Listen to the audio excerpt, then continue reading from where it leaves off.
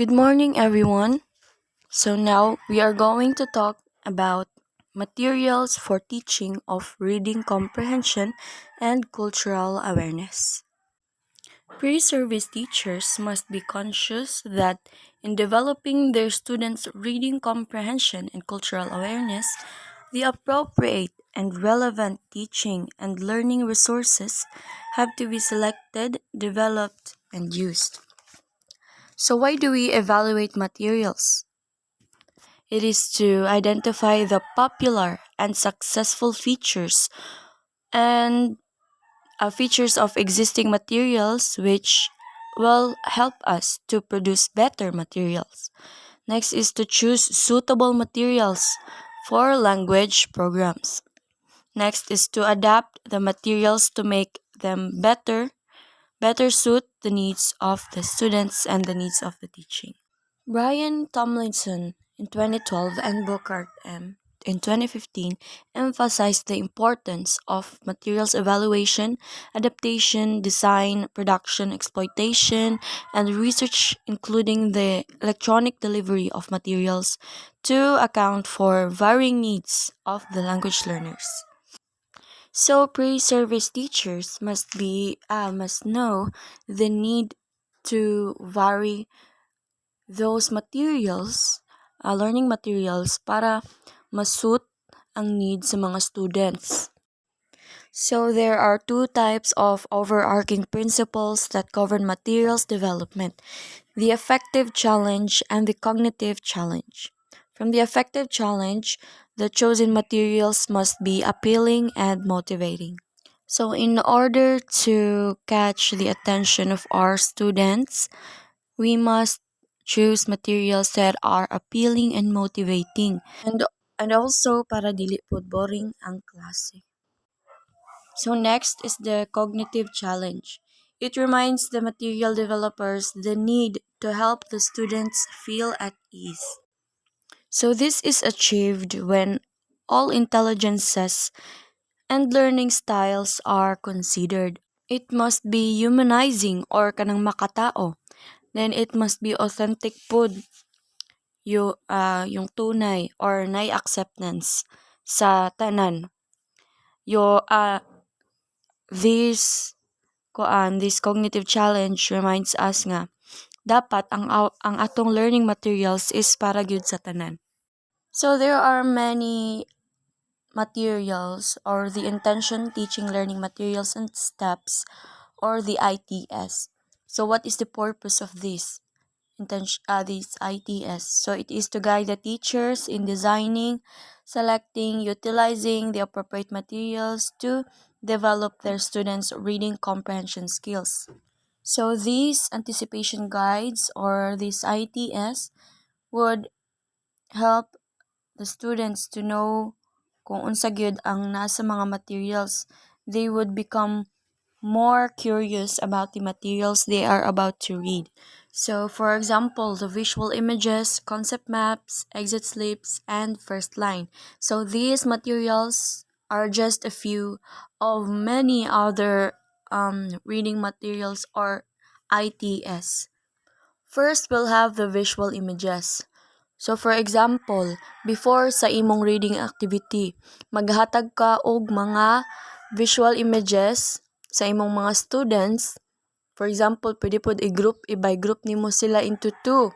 Then maghatag kag images from the story nga imuhang basa sa ila. Next is they will predict kung unsa ang pagkakasunod-sunod sa story. So that activity would help the students nga more curious sila kung unsa ang imuhang ipabasa sa ilaha. Cultural awareness means the understanding and appreciation of different cultures.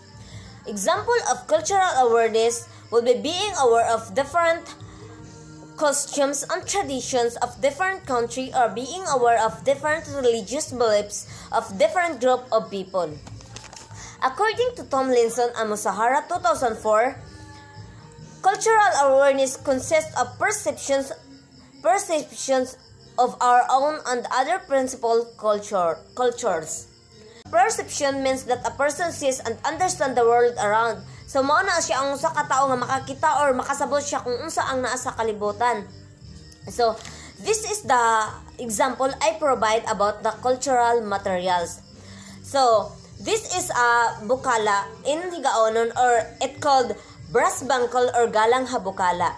These are sometimes given to guests and visitors of indigenous community during the rituals welcoming and protection. By wearing this bangkol, it trap any negative energies. So it means kani pod siya kanang ginagamit pod ni siya sa kuan, ginahatag pod ni siya sa mga kuan, mga guest, sa mga bisita sa indigenous people. Og also kanipod ni siya, kanipod ning ginatuon pod sa mga higaonon, sa amo ang higaonon kay higaonon man ko hap manubo. So kanipod siya ginakuan pod ni siya, ginahalad like kanang for example wala kay kwarta, ginabutang pod ni siya sa plato nga kanang kuan, ginahalad pod nila kung naay mga rituals. Tapos kanipod siya once pod kanang hatagan pod kaani sa kuan sa dato means gihatagan ka na sa dato means ginasaligan pod kaani sa community.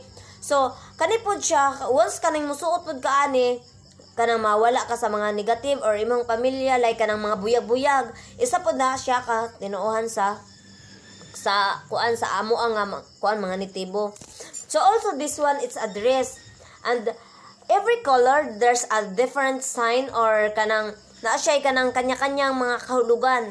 So ang white one mao ni siya ang kanang pure purity and sincerity to their beliefs. Mao na sila ang kanang sincere kayo sila sa ilang gituuhan sa mga kuan kanang sa ilahang mga tribo. So ang kaning red also kanang ginakuan na sila nga kana sila isog na brave of their tribal leaders to protect the members of the tribe. So mao na siya ang mga isog ng mga tribo sa usa ka leader para maprotektahan ang kanang ilahang tribo. Mao pod ni siya. Tapos ang blue one also kuan mao na siya ang stands for loyalty. Mao na sila ang kanang mo kuan jud sila nga kani kanang murag ilang ilang ginapanindigan nga mao ni ang ilahang kuan kanang na sila kuan customary law mao nang gitanatawag. So also kaning kuan salay means kuan necklace mao ning ginatawag nga salay sa higaonon. Ang kanipod siya mo pod ni siya ang ginakuan sa mga kuan novel ancestry of indigenous people. Mo symbolize pod ni siya sa mga art form of beadwork. Mao pod ni siya gina-symbolize nga sa mga manitibo mao gid ni ang ilang ginatrabaho nga kuan kasagaran karon ginakuan na nila kay nagkuan na ginahimo na nila business nga kaning kuan representing their nature consciousness. Perceptions are eternal, didevelop in our minds. Didevelop in our minds mao na siya ang kanang kuan kanang mubuhat or makahimo sa or magpabilin sa ato ang hunahuna. Mao na siya ang gitawag og internal life o internal. So or kanang kuan siya or kanang magpadayon or kanang kanang didevelop in our minds mao na siya ang magbuhat or makahimo sa atong hunahuna or magpabilin.